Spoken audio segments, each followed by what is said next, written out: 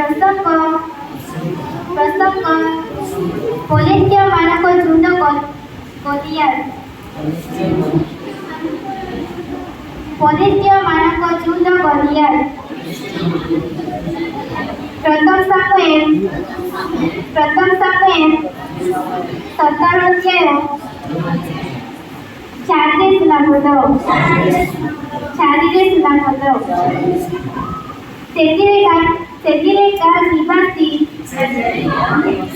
ସେଥିରେ ଗାଁ ନିବାସୀ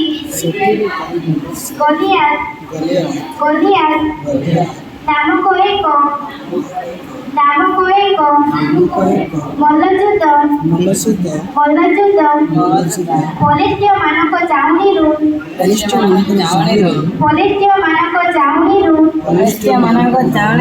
ବାହାର ହେଲା ସେ 6.5 ହାତ ଉଚ୍ଚ